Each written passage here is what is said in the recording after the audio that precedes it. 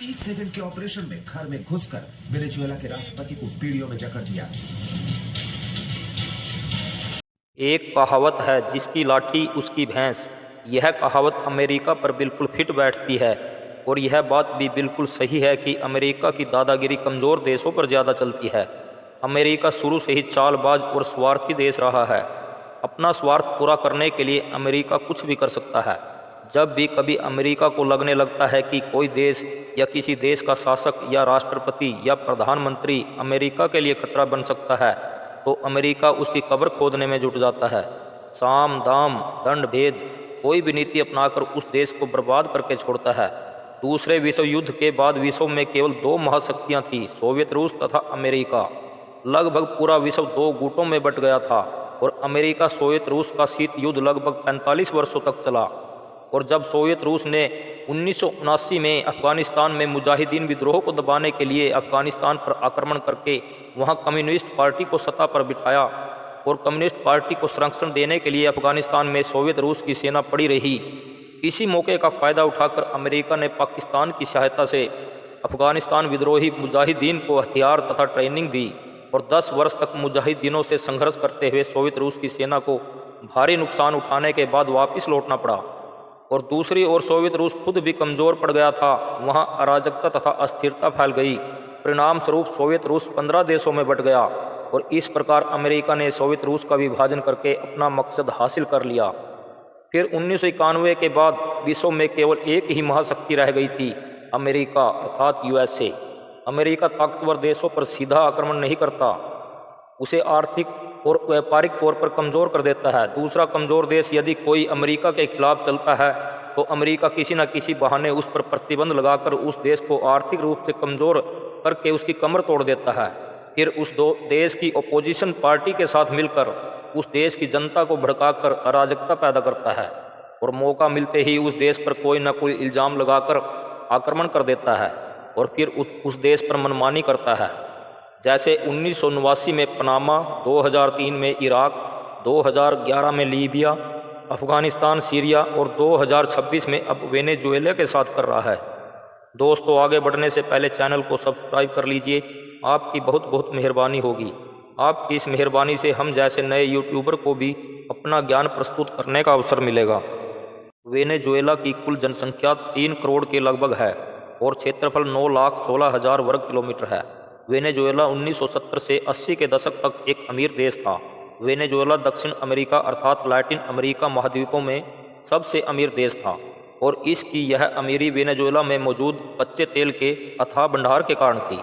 आज वेनेजुएला में 303 अरब बैरल कच्चा तेल मौजूद है और कच्चे तेल के भंडारण में वेनेजुएला वर्ल्ड में पहले नंबर पर आता है और वह शुरू से ही ओपेक का सदस्य भी रहा है।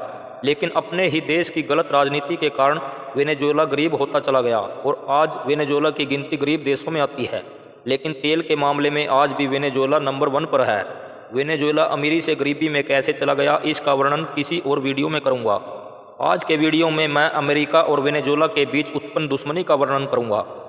दरअसल अमेरिका तथा वेनेजुएला के बीच संघर्ष साल 1999 से शुरू हुआ।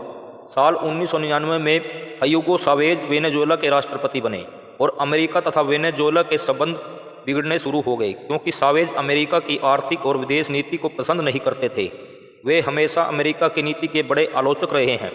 राष्ट्रपति बनते ही ह्यूगो चावेज ने वेनेजुएला की कंपनियों का राष्ट्रीयकरण कर दिया, अर्थात सारी कंपनियों पर वेनेजुएला सरकार का नियंत्रण हो गया।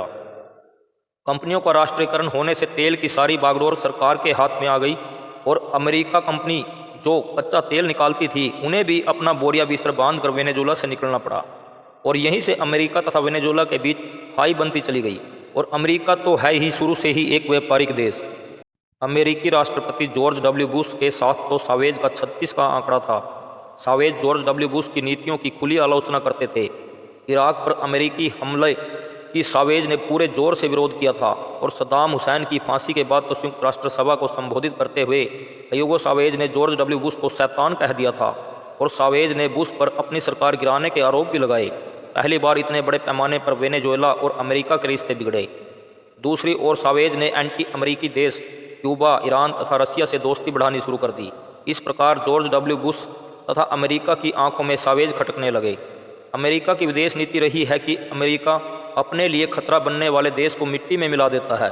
जॉर्ज बुश ने ह्यूगो चावेज पर आरोप लगाने शुरू किए कि चावेज वेनेजुएला में मानव अधिकारों का उल्लंघन कर रहा है, अपने विरोधियों को मौत के घाट उतार रहा है और निजी कंपनियों पर जबरदस्ती अधिकार कर रहा है। यह सिलसिला काफ़ी सालों तक चलता रहा, लेकिन फिर वेनेजुएला तथा अमेरिका के रिश्तों में कुछ सुधार आया।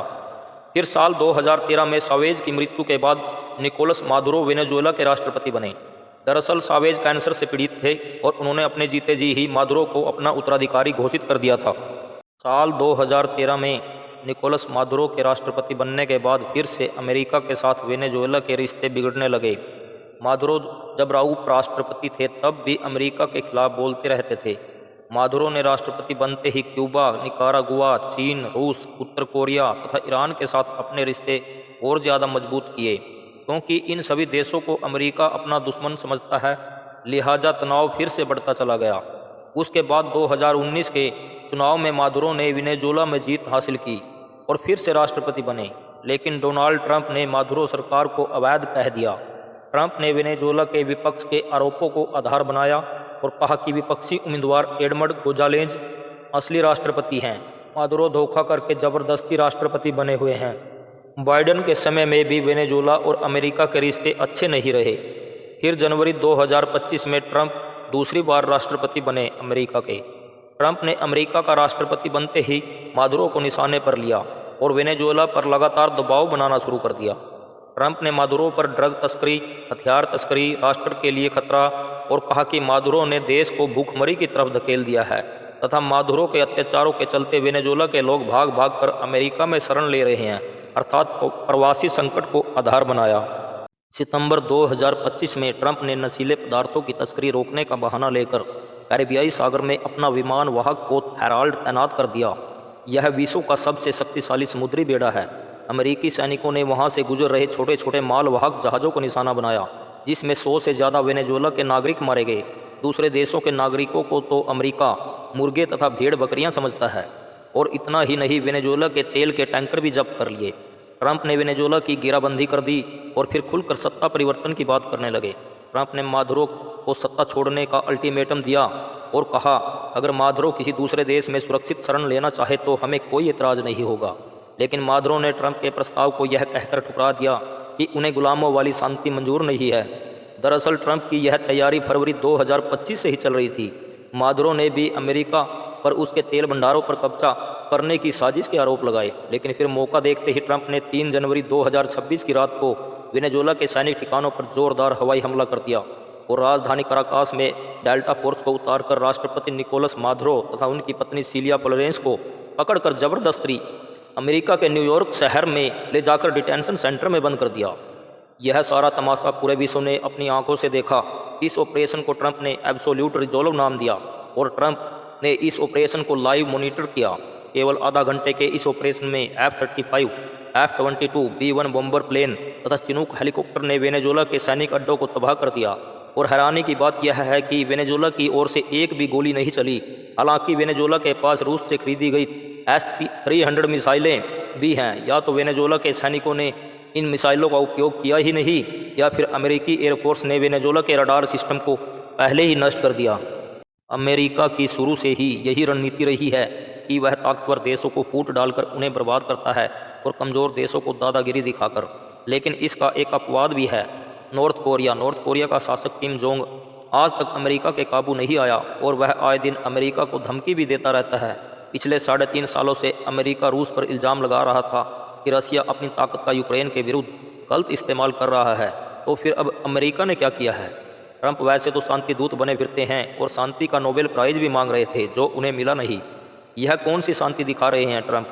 अपने स्वार्थ के लिए अमेरिका ने 1989 में पनामा के राष्ट्रपति मैनुअल नोरिगा को पनामा पर आक्रमण करके किडनैप कर लिया और उन पर अमेरिका में ही मुकदमा चलाकर उन्हें 40 वर्ष की कैद दिलवाई। उसके बाद 2003 में सद्दाम हुसैन पर केमिकल तथा जैविक हथियार रखने तथा इस्तेमाल का आरोप लगाकर इराक को नष्ट कर दिया तथा सद्दाम हुसैन को फांसी पर चढ़ा दिया। लेकिन आज तक वो केमिकल तथा जैविक हथियार नहीं मिले।